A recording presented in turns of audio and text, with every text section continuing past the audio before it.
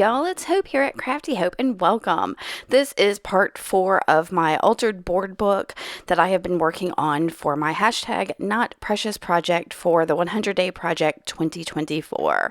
So, the purpose of this project is for me to use those items in my stash that have become too precious that I've bought to use in my art and just have put off using them because I needed just the right thing for them. Y'all, that's kind of silly. So I decided this year for the 100 Day Project to spend 100 days tackling that.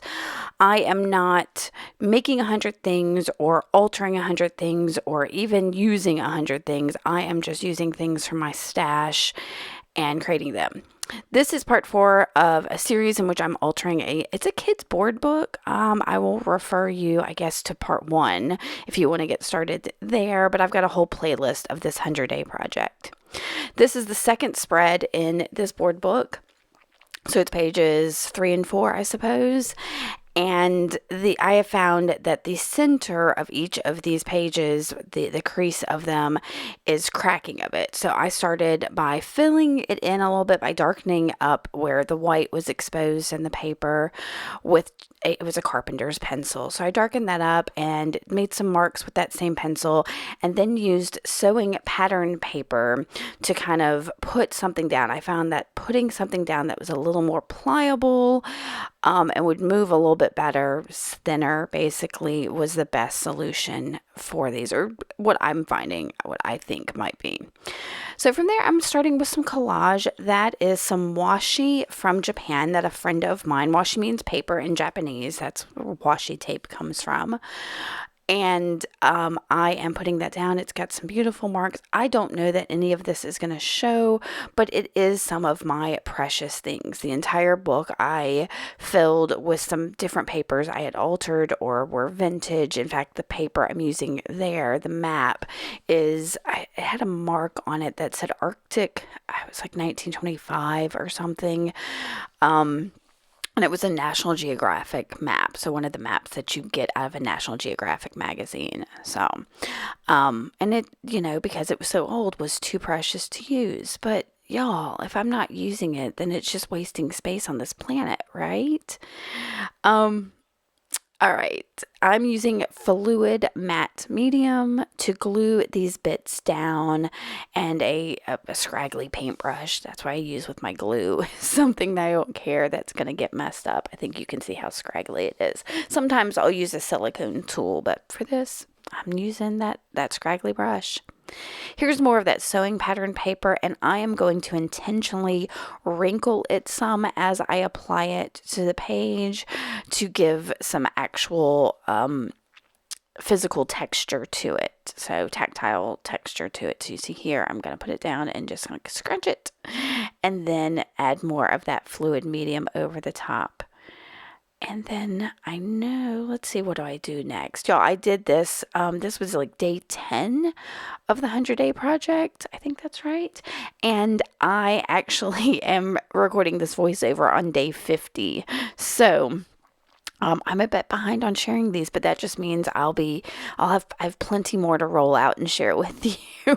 So, yeah, I've got lots of that. So I have completely covered up that vintage, almost antique matte paper, and it's okay.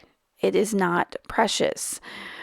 I am then spraying some water into a little yogurt cup that has instant coffee in it. I have found, for some crazy reason, that this instant coffee will pick up texture beautifully, better than inks or anything else does. I think it's the stickiness of it. For some reason, it kind of sticks into the cracks and crevices and all of that, and I absolutely love it. And then once I get it all in there, and I basically cover that page, I dried it. Do you see where those wrinkles were in the sewing pattern paper? That coffee absolutely absorbed it, and it's darker and yummy. And again, it doesn't matter. Right now, I'm just creating a background on this. I had no idea what I was going to use for the focals or anything else. It hadn't even occurred to me yet that the whole theme of this book was going to be about finding magic and looking for magic and where that magic can be found. So, but that's always a general theme with me. And anyway, I do love a little bit of magic in everything. So I'm using, this is Modern Masters acrylic paint satin finish in Olympic gold. I love this stuff, y'all. And I really just dabbed it around on the top of the page. Oh, maybe magic had occurred to me because I am now using, I think that's called Stardust. It's a jelly roll pen that's just glitter. It's kind of neat. It doesn't show up beautifully. It does great on like darker paper, like a black or something. You can see over there I've got some gesso that I scribbled on and could see it a lot better. So I'm putting that down. And then I've got, these are some photocopies of, I think it was a free printable from somebody or something. It might be photos that I photocopied, but I'm not sure. So it's just straight out of my printer, and then it looks like I have coffee dyed that, and that ended up in my precious paper stash for some reason. So I'm using it. I tore out this picture of these cute two little girls, which kind of goes with like that first page had a couple kids in it, which was two little girls and a little boy, and it said show them the secret place. And now I've got these two little girls. They're not the same two little girls, but anyway, two little girls. I tore that out of that paper and I inked the edges using an ink blender and some distress ink in walnut stain. So, but any brown, like a vintage photo or whatever, would probably work, whatever you prefer to ink your edges. I wanted a little darkness added to this, so I have a graphite stick. This is water soluble, so I'm dipping it into my cup of water and making some marks. The Lyra graphite stick is basically what this is. This is one I found, y'all, before I even knew what the Lyra was. I found it at the Dollar Tree. And yeah, and then I'm dipping it in and kind of turning it to the water coated and slinging it at my page to get some splatter on it. And I'll dry it, and it makes some really yummy darker marks on there. And I keep trying to put these little girls on that left page, and I'll go ahead and tell you, they're going to end up on the right page. They are, yeah. And it was dark, so I thought, okay, I need to brighten this up. And I grabbed this white China marker, and I'm going to make a few marks on it. It doesn't do much, really. I think I was trying to trace on where some of the, I don't know, I was seeing a tree. Oh, I remember now. The marks from the coffee and the bins look like a tree. So I was trying to bring that out. It didn't work. So don't worry about the tree. I did take a piece of fabric and run it through my sewing machine and make a ruffle. And I pulled out some other things I had decided because I was having such trouble with this page that I had to kind of go off camera and think about it for a little bit. And so I grabbed a bunch of things and I came back, and I'm kind of just going full force now. And I've got some Distress Oxide sprays here. I think it's Mermaid Lagoon and Uncharted Mariner. And I put that on some of that washi, just the paper without the marks, because it's super absorbent and very fibrous, and it's really yummy. So I sprayed that, and I'm going to clean this up, picking up some of that yummy ink, and I will dry that bit of washi there. Yeah, it's just a yummy, I don't know how to describe it. It's like a tissue paper, but has like more fibers when you tear it. There's like more fraying on the edges or something. So I know you can see all the little bits I've gathered. I've got some buttons. I've got that ruffle. I've got one of the Tim Holtz botanicals, and decided I'm going to bring all of these in here. So my first page was very neutral. My first spread was very neutral. And in this one, I'm bringing some blues in. Blue is my absolute favorite color, y'all. If you've seen some of my other art, you can tell that that's like the main color I bring into everything. So it should be no surprise. And you can see I thought I was going to stick with blues in this journal because the tie I created, the closure, has that blue recycled sari silk.